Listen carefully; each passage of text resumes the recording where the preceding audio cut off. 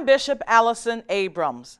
Welcome to the Bishop Allyson Abrams Show, where I believe truth empowers. Each week, I will bring topics to you that I believe you should be made aware of. I will give you my professional opinion on those topics and probably some necessary suggestions too. We will talk politics. We will talk religion. We will talk real estate, health, and education. I have some great topics to share with you on today, so stay tuned. We'll be right back. New Year's resolutions. There's something about wanting to make change as the new year comes in. And so most people at the end of the year look at their lives, they assess how the year has been and say, what can I do differently next year? And so as the new year comes in, we all share or write down what our resolutions are, what things we want to see happen differently in our lives in this new year. Because with the new year always comes new opportunities, comes new chances, and new things in general. And so I wanted to share today just a few of the New Year's resolutions that most people tackle, most people write on their list, and sometimes they're successful, sometimes they're not. But being in this new year, I would like for us to just know what others have thought about or considered as a resolution as well. I looked at on the news, on the internet, the top 10 resolutions, and so I want to share those top 10 with you. Most people resolve, hey, next year I want to spend more time with family and friends. And so that's always important, to spend time with your loved ones.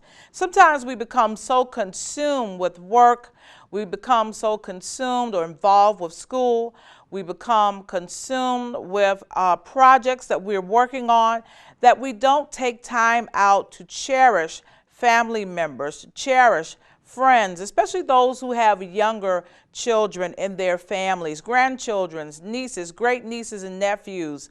You want to make sure that you are spending time with them because they won't be children forever.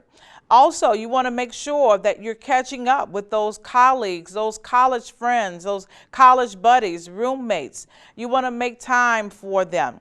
And so that's always a resolution for many Americans. I believe 50% of Americans vow to appreciate loved ones and spend more time with them in the upcoming year. And so we as Americans, we are always in the hustle and bustle. If you live in an inner city, if you live in a vibrant city that things are booming, things are taking off, most of the time it's a hustle and bustle. And so you spend lots of time in your car commuting, you spend lots of time at work, and then you spend a lot of time working on projects. Sometimes people take their work home with them.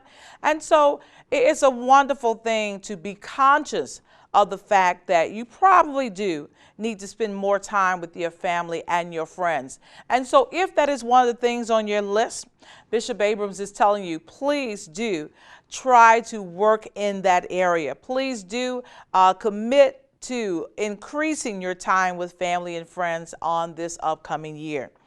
Fit.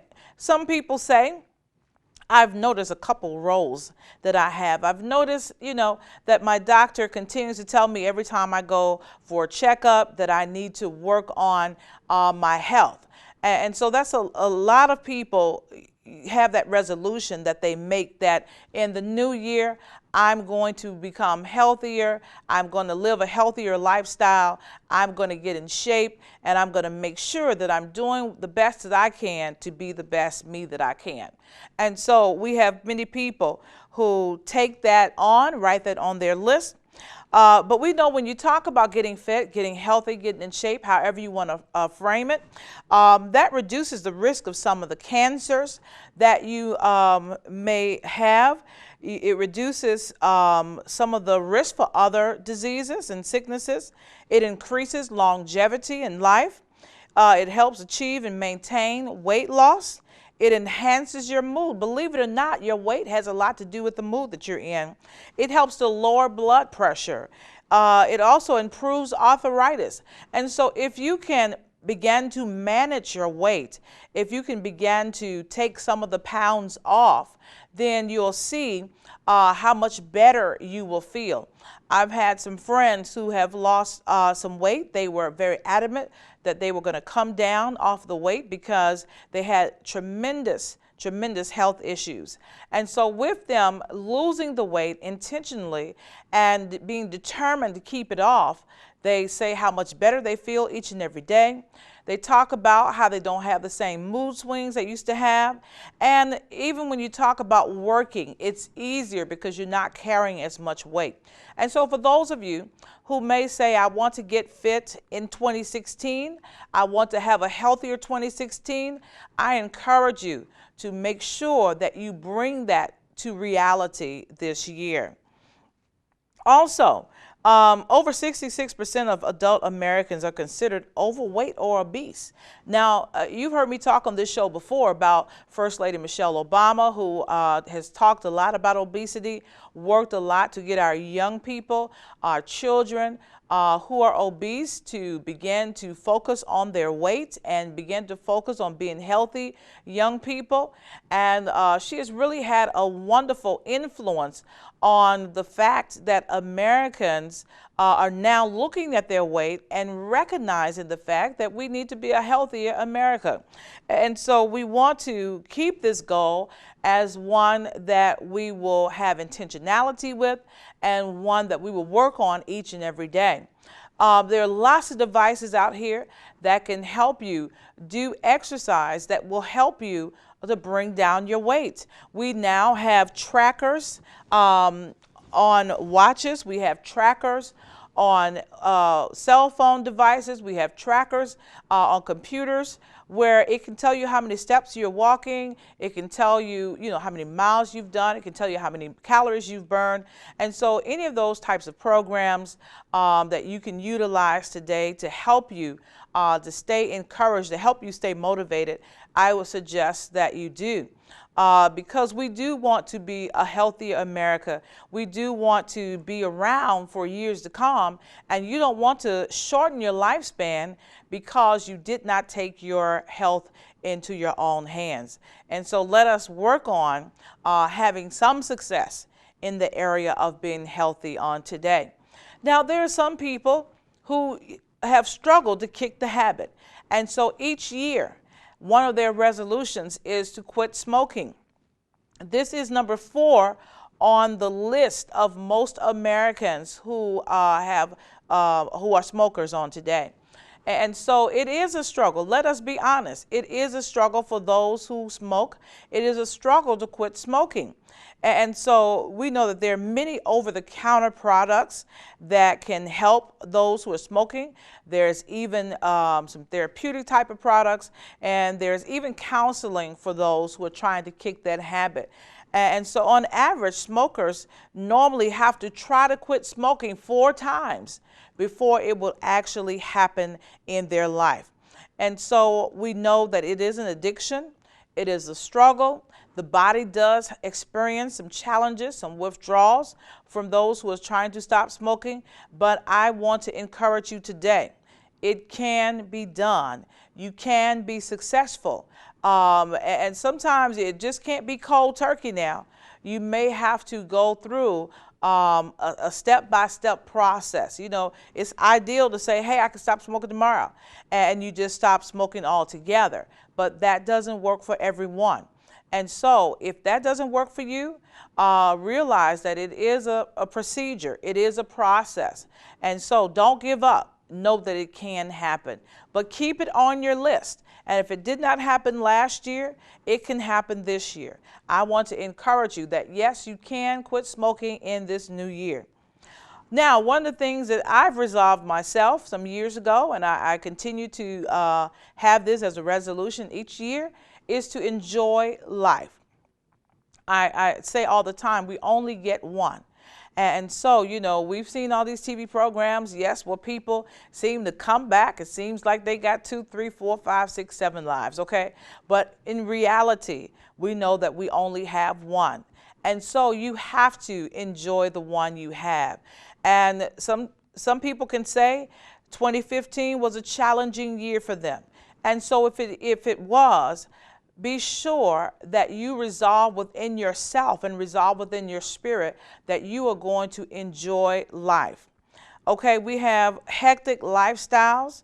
We have stressful lifestyles in America. And a lot of people have this on their list that, hey, I'm going to begin to take time out for me. I'm going to find something that I enjoy doing and start doing that, because life is short. You can't wait until you retire to begin to enjoy yourself. I watched my mother do that. My mother passed when she was 54. However, she was just retiring from the school district, which she had put 30 years into. And so she had said she was going to travel and do all of these things once she retired. But once she retired, she never came out of the hospital. And so she never had the opportunity to enjoy herself. So why put off till tomorrow what you can begin to do today? And so if there's something that you want to try, something new that you want to do, Bishop Abrams is encouraging you to do it. If there's something that you always wanted to explore, if there's something that you always wanted to know about, why not begin to pursue those things in 2016?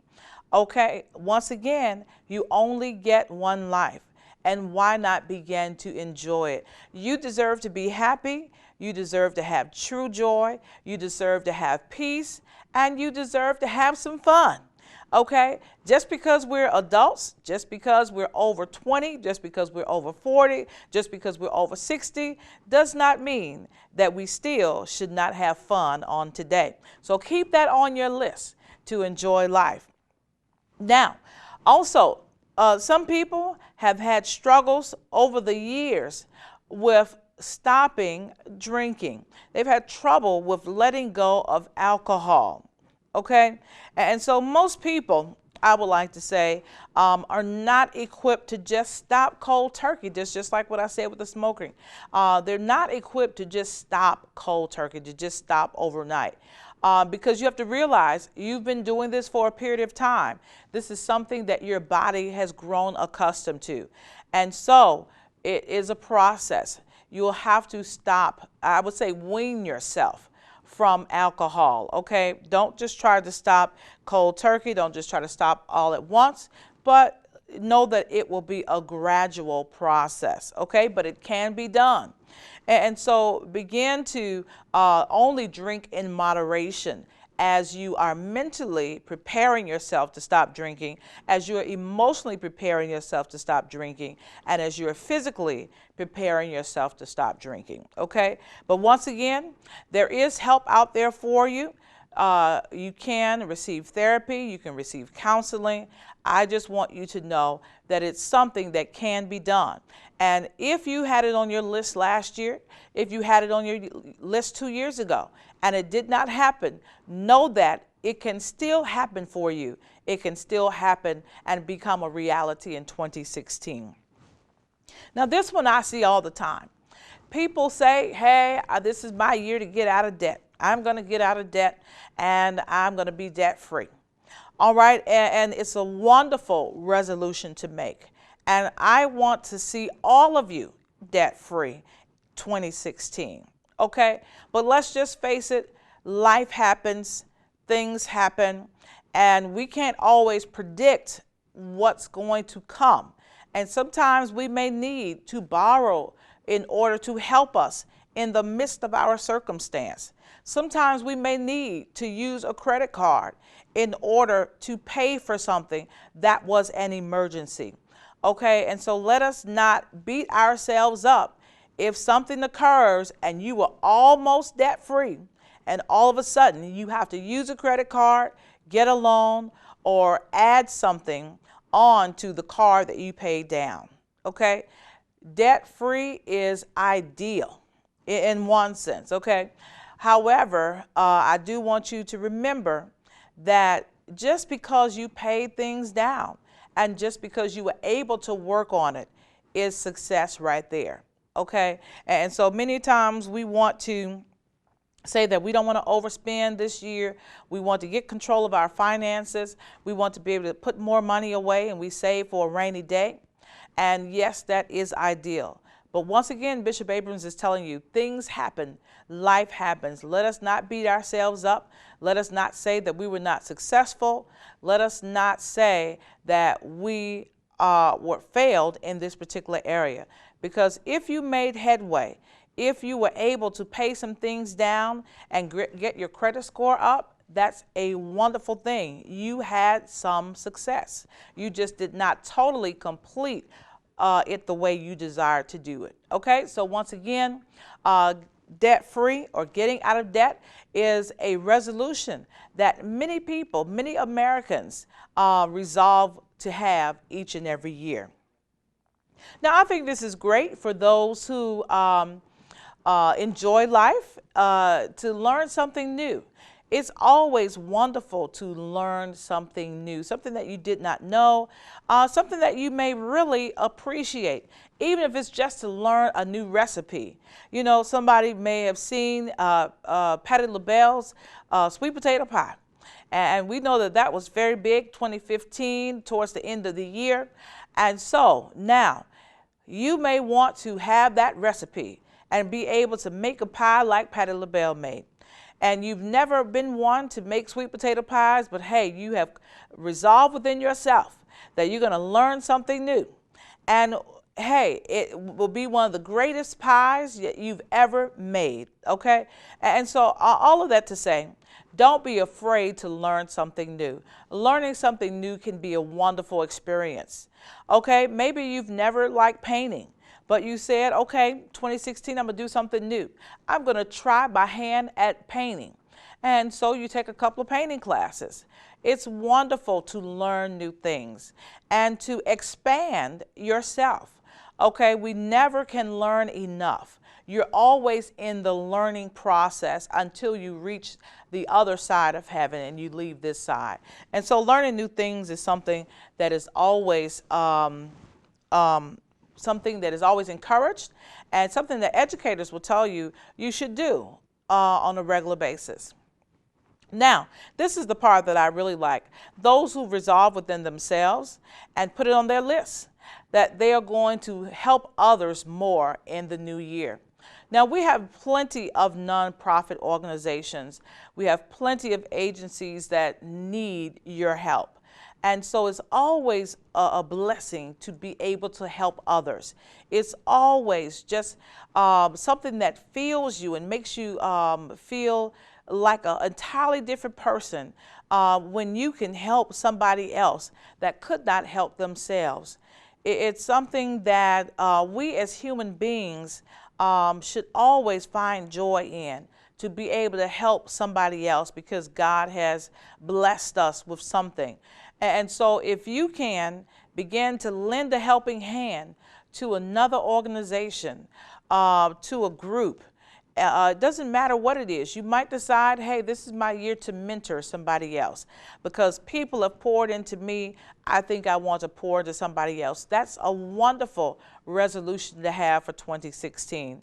You may say, look, I think I want to spend time going into the schools, helping in whatever way I can, maybe even just by reading books to the young people, maybe even by offering my time to tutor those in mathematics, those who may need some science help, because I know, that I need to give back. You may say, I think I want to go and help feed the homeless. And I want to begin to do something to help get people off the street. That is a wonderful resolution to have. We are our brothers' keepers. We are our sisters' keepers.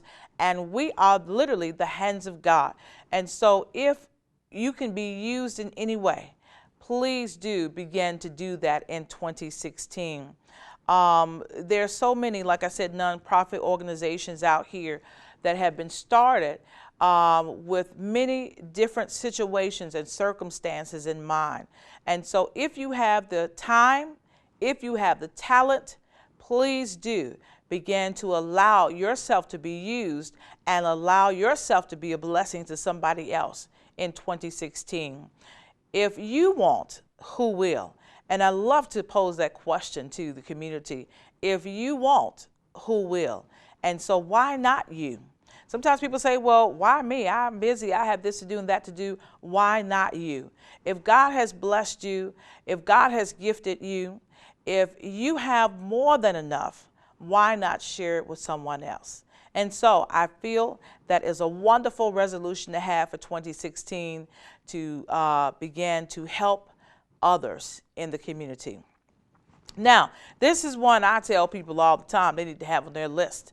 Bishop Abrams always tell folks, look, y'all need to get organized. There are so many people who are not organized on today. And so I want to encourage you, if you don't have it on your list, please put it on your list.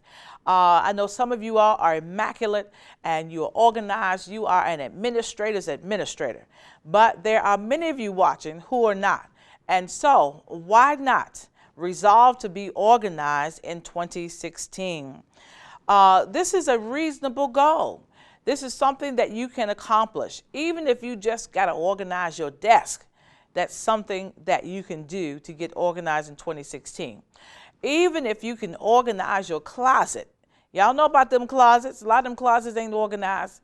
That's something that you can do in 2016. And some people need to organize their lives in 2016.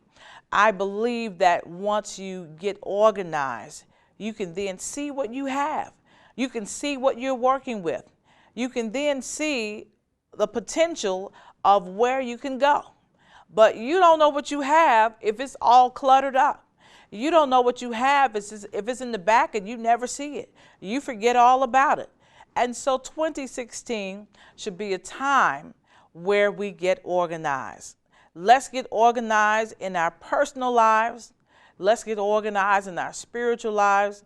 And let's get organized in our space, in our personal space. Organization is wonderful. Yes, it is going to take some time. You can't just get organized in 2 minutes, okay? It is going to take some time because some of y'all got years of stuff that you got to get organized, okay? But it is something that can happen in your life. So why not get organized 2016? It's a new year, it's a new time, and it's a new season. So hopefully, hearing the top 10 resolutions has helped you to think about some things on today. And if you haven't put some of these things on your list, please do add them to your list and make it a great year. I have always loved the time of year when we celebrate those who have contributed to the African Americans' history and legacy across the land. Black History Month is a time when we remember all of those who have made a difference in the world. I always like to go back to Dr. Martin Luther King Jr., who was on the front lines of the civil rights movement. Dr. Martin Luther King Jr., as we know, we celebrate his birthday in January. And we know that people all across the land celebrate Dr. King's birthday. But there are still some who refuse to celebrate his birthday. And so we've got some work to do. But we don't want to overlook all of the others who've contributed to our history. There are scientists, African American scientists, that came up with many, many discoveries. There are African Americans in the area of education who've done wonderful work and have made major contributions. We have African American doctors, lawyers who've done great things. I'm just remembering the Peanut Man down at Tuskegee University. And I'm one who loves peanut butter today. And so many of you have to know that there was an African American who came up with the many uses for peanuts. George Washington Carver. We have African Americans who have been in legislature. We have an African American who's the president. And so we have made so many strides in histories, and we have contributed so much to America and to the world on today. And so I encourage all of the young people to study your history and really, really celebrate Black History Month. It is an important time of the year. It's an important event on our calendar year, and we as African Americans must encourage people to continue to celebrate Black History Month. I remember in 2015 hearing that there was a push or a move to no longer celebrate Black History Month. Well, as a pastor, as a bishop, as a community leader, and one who is a former elected official in Michigan, I would say there is a need to continue to celebrate Black History Month. Don't allow this month, this time, the shortest month of the year, to be taken from the African American people. Please do continue to celebrate and to encourage and to give snippets and thoughts about African Americans who have contributed to our world and to everything that we know today as our space and place that we live in. Please remember Black History Month, the entire month of February, and please do have your young people begin to learn about all of their ancestors, those who have gone on and those who are still here today, that have contributed and made this world what it is on today. Thank you so much for always tuning in. And once again, I hope you're making it a great 2016. It looks like it's that time again. I want to thank you for always tuning in to the Bishop Allyson Abrams Show, where we are committed to discussing new and exciting topics that are sure to stir your soul. The Bishop Allyson Abrams Show is the place where you can hear trending topics and honest opinion. We discussed some great topics today. I hope that you were moved by what you heard. Tune in each week to our show, and remember, truth empowers. You see, church, I just believe that we would really look back over our lives and think things over. We would never, ever, ever stop praising the Lord. We couldn't praise God enough for all that God has done. There would be a praise in our spirit when we wake up. There would be a praise in our spirit in the noonday. There would be a praise in our spirit in the midnight hour because of how worthy God is of our praise. What better God to praise, church, than the God who can still say yes when man says no. I don't know about you today, church, but I